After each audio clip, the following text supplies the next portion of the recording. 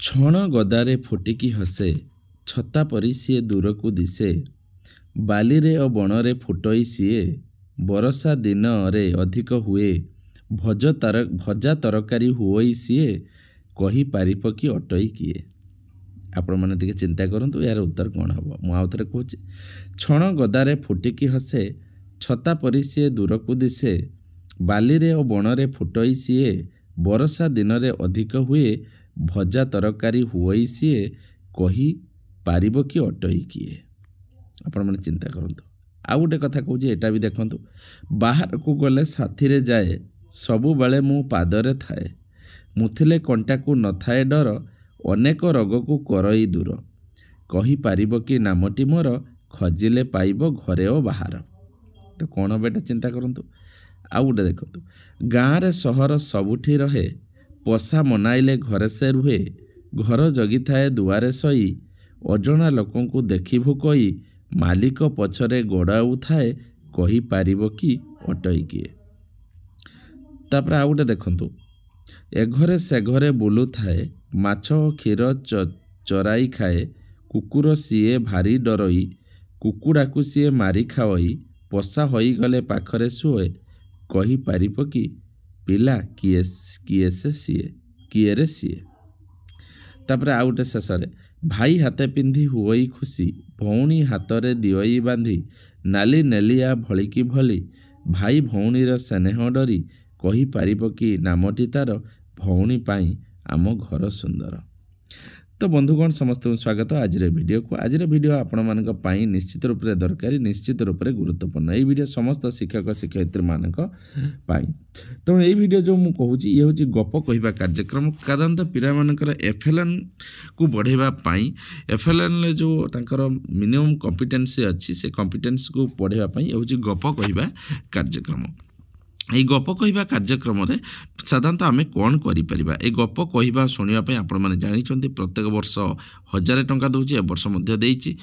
ତ କିପରି ତାର ତ ଅଛି ମୁଁ କହିଛି, କିନ୍ତୁ ଆଜି ଶିକ୍ଷକମାନଙ୍କ ଭାବରେ କିପରି ଶିକ୍ଷକ ଶିକ୍ଷୟିତ୍ରୀମାନେ କିପରି ଏଇ କାର୍ଯ୍ୟକ୍ରମଟିକୁ ଭଲ ଭାବରେ ରୂପାନ୍ତରିତ କରିପାରିବେ, ଭଲ ଭାବରେ ଟ୍ରାଞ୍ଜାକ୍ସନ୍ କରିପାରିବେ, ସେ ବିଷୟରେ ମୁଁ ସବିଶେଷ ସୂଚନା ପ୍ରଦାନ କରିବି। ତ ଭିଡ଼ିଓଟିକୁ ଷ୍ଟାର୍ଟ କରିବା ପୂର୍ବରୁ କହି ରଖୁଛି, ଯଦି ଆପଣମାନେ ପ୍ରଥମ ଥର ପାଇଁ ଚ୍ୟାନେଲକୁ ଭିଜିଟ୍ କରୁଛନ୍ତି ବା ଚ୍ୟାନେଲକୁ ସବସ୍କ୍ରାଇବ୍ କରିନାହାନ୍ତି, ତଳେ ଲେଖାଥିବା ଲାଲରେ ସବସ୍କ୍ରାଇବ୍ ବଟନ୍ ଦବାଇ ସବସ୍କ୍ରାଇବ୍ କରନ୍ତୁ, ମୋତେ ସହିତ ବେଲ୍ ଆଇକନ୍କୁ ଦବାଇ ଦିଅନ୍ତୁ, ଯାହାଫଳରେ ଏହି ଚ୍ୟାନେଲ ଦ୍ୱାରା ପ୍ରସ୍ତୁତ ପ୍ରତ୍ୟେକ ଭିଡ଼ିଓ ନୋଟିଫିକେସନ୍ ଆପଣଙ୍କ ପାଖରେ ଆଗେ ପହଞ୍ଚି ପାରିବ।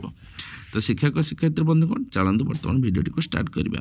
ଦେଖନ୍ତୁ, ଗପ କହିବା କାର୍ଯ୍ୟକ୍ରମ ହେଉଛି ଶିକ୍ଷକ ଶିକ୍ଷୟିତ୍ରୀ ନିମ୍ନ ଦିଆଯାଇଥିବା ସାମଗ୍ରୀକୁ ସଂଗ୍ରହ କରି କାର୍ଯ୍ୟକ୍ରମ କରିବା ସମୟରେ ବ୍ୟବହାର କରିବେ। ସେମାନେ ଆବଶ୍ୟକ ସାମଗ୍ରୀ ଦରକାର, ଗଳ୍ପ ଚାର୍ଟ, কথୋପକଥନ ଚାର୍ଟ, କିଛି ଚିତ୍ର, এইগুড়াক ଆମେ କ'ଣ କରିବା ନା এইଗୁଡ଼ାକ ଆମେ ହେଉଛି ପିଲାଙ୍କୁ ସଂଗ୍ରହ କରିବା। ସମୟ ହେଉଛି ପ୍ରତ୍ୟେକ କାର୍ଯ୍ୟକ୍ରମ ପାଇଁ ସମୟ ସୀମା ହେଉଛି 10ରୁ 20 ମିନିଟ୍ ଆମେ ନେବା। ନିମ୍ନରେ କେତୋଟି କାର୍ଯ୍ୟକ୍ରମ ନମୁନା ଦିଆଗଲା, ଶିକ୍ଷକ ଶିକ୍ଷୟିତ୍ରୀ ନିଜ ଦକ୍ଷତା ଅନୁଯାୟୀ ଶ୍ରେଣୀଭିତ୍ତିକ ଅନ୍ୟ କାର୍ଯ୍ୟକ୍ରମ କରିପାରିବେ। ପ୍ରଥମ ପଏଣ୍ଟ ଦେଖନ୍ତୁ, ଶିକ୍ଷକ ଶିକ୍ଷୟିତ୍ରୀ ପ୍ରଥମେ ପରିଚିତ ଗପର ପ୍ରଥମ ଧାଡ଼ି କହିବେ ଓ ପରେ ଜଣ ଜଣ କରି ପିଲାମାନଙ୍କୁ ଗୋଟିଏ ଗୋଟିଏ ଧାଡ଼ି ଗପ ଶେଷ ହେବା ଯାଏଁ କହିବାକୁ ଲାଗିବେ। ଗୋଟେ ଗପ ସେ କହିଥିବେ ପରିଚିତ ଗପ ଆଗକୁ, ଏବଂ ଯଦି ଆଗକୁ କହିଛନ୍ତି ତେବେ ସେଇ ଗପର ପ୍ରଥମ ଧାଡ଼ି କହିସାରିଲା ପରେ ଆଉ ଗୋଟେ ପିଲା କହିବେ ତା ଦ୍ୱିତୀୟ ଧାଡ଼ି କହ, ତାପରେ କ'ଣ ହେବ, ତାପରେ କ'ଣ ହେବ, ଏମିତି ଗପଟି ଶେଷ ପର୍ଯ୍ୟନ୍ତ ଚାଲିବ। ଠିକ୍ ସେରକ 2 ନମ୍ବର ଆଉ ଗୋଟେ ପଏଣ୍ଟ, ପିଲାମାନଙ୍କୁ ନିଜେ ଜାଣିଥିବା ଗପ କହିବା ଯେ ପିଲାମାନେ କି ଗପ ଜାଣିଛନ୍ତି ତମେ ନିଜେ କୁହ, ଏଇଟା ଗୋଟେ ଆକ୍ଟିଭିଟି ହେଇପାରିବ। 3 ନମ୍ବର ହେଲା କେତେ ଗୁଡ଼ିଏ ଚିତ୍ର ଦେଇ ସେଗୁଡ଼ିକ କ୍ରମାନ୍ୱୟରେ ସଜାଇ ଗପ କହିବା ଯେ ପିଲାମାନଙ୍କୁ କିଛି ଚିତ୍ର ଦେବା, ଚିତ୍ର ଦେଇକି ସେଗୁଡ଼ିକ କ'ଣ କରିବା ନା ତାକୁ ସଜେଇକି କ'ଣ ହେବା, ସେଗୁଡ଼ିକ କ୍ରମାନ୍ୱୟରେ ସଜେଇକି ତାଙ୍କୁ ଗପ କହିବାକୁ କହିବା। 4 ନମ୍ବର ହେଲା ଚିତ୍ର ଦେଖାଇ ସେ ବିଷୟରେ କିଛି କହିବାକୁ ସୂଚନା ଦେବା। ଆମେ କିଛି ଚିତ୍ର ଦେଖେଇବା, ଚିତ୍ର ଦେଖେଇକି ତା ବିଷୟରେ କ'ଣ ଦେଖୁଛ ସେଗୁଡ଼ା କହିବାକୁ ତାଙ୍କୁ ସୂଚନା ଦେବା।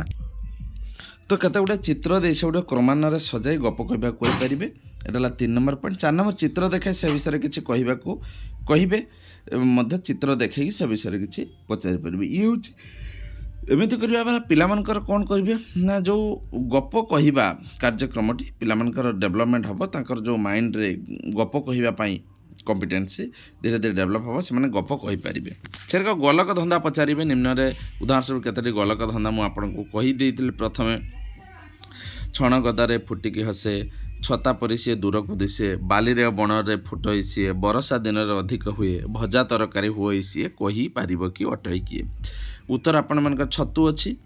ଠିକ୍ ସେ 2 ନମ୍ବର, ବାହାରକୁ ଗଲେ ସାଥିରେ ଯାଏ, ସବୁବେଳେ ମୋ ପାଦରେ ଥାଏ, ମୁଁ ଥିଲେ କଣ୍ଟାକୁ ନଥାଏ ଡର, ଅନେକ ରୋଗକୁ କରଇ ଦୂର, କହିପାରିବ କି ନାମଟି ବର, ଖୋଜିଲେ ପାଇବ ଘରେ ବାହାର। ସେ ହେଉଛି ଉତ୍ତର ଚପଲ ହେବ। ସେ 3 ନମ୍ବର ହେଲା, ଗାଁରେ ସହର ସବୁଠି ରହେ, ପୋଷା ମନାଇଲେ ଘରେ ସେ ରୁହେ, ଘର ଜଗିଥାଏ ଦୁଆରେ ଶୋଇ, ଅଜଣା ଲୋକଙ୍କୁ ଦେଖି ଭୁକଇ, ମାଲିକ ପଛରେ ଗୋଡ଼ାଇ ଥାଏ, କହିକି ପାରିବ ଅଟଇ କିଏ? ଏଇଟା ଉତ୍ତର ହେବ କୁକୁର। 4 ନମ୍ବର ଆସିଲା, ଏ ଘରେ ସେ ଘରେ ବୁଲୁଥାଏ, ମାଛ କ୍ଷୀର ଚରାଇ ଖାଏ, କୁକୁରକୁ ସିଏ ଭାରି ଡରଇ, କୁକୁଡ଼ାକୁ ସିଏ ମାରି ଖାଇ, ପୋଷା ହୋଇଗଲେ ପାଖରେ ଶୁଏ, କହିପାରିବ କି ପିଲା କିଏରେ ସିଏ? ଉତ୍ତର ବିଲେଇ। ଠିକ୍ ସେ 5 ନମ୍ବର ଆସିଲା, ଭାଇ ହାତେ ପିନ୍ଧି ହୁଅଇ ଖୁସି, ଭଉଣୀ ହାତରେ ଦିଅଇ ବାନ୍ଧି, ନାଲି ନେଳିଆ ଭଳିକି ଭଳି, ଭାଇ ଭଉଣୀର ସ୍ନେହ ଡରି, କହିପାରିବ କି ନାମଟି ତାର, ଭଉଣୀ ପାଇଁ ଆମ ଘର ସୁନ୍ଦର। ତା ଉତ୍ତର ହେଲା ରାକ୍ଷୀ।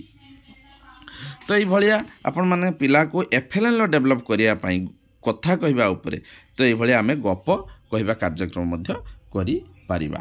ଏଇଭଳିଆ ଧୀରେ ଧୀରେ ଗପ କହିଲେ ପିଲାମାନଙ୍କର ଯେଉଁ ପଏଣ୍ଟ ଗୁଡ଼ା ମୁଁ ଆପଣଙ୍କୁ କହିଲି 5-6ଟି ପଏଣ୍ଟ ଯେଉଁ କହିଲି ପିଲାମାନଙ୍କୁ ଶିକ୍ଷକ ପ୍ରଥମେ ଗପ ପରିଚିତ ଗପ ଗୋଟେ ଲାଇନ୍ କହିଦେବେ, ତାପରେ କେବେ କୁହ କୁହ କହି ଚାଲିବେ, ଦ୍ୱିତୀୟରେ ନିଜେ ଜାଣିଥିବା ଗପ କହିବେ, ତୃତୀୟରେ ଚିତ୍ର ଦେଇ କ୍ରମାନ୍ୱୟରେ ସଜାଇ ଗପଟିକୁ କହିବେ, ଚତୁର୍ଥରେ ଚିତ୍ର ଦେଖାଇ ସେ ବିଷୟରେ କିଛି କହିବାକୁ କହିବେ, ପଞ୍ଚମରେ ଗଲକଧନ୍ଦା ପଚାରିବେ।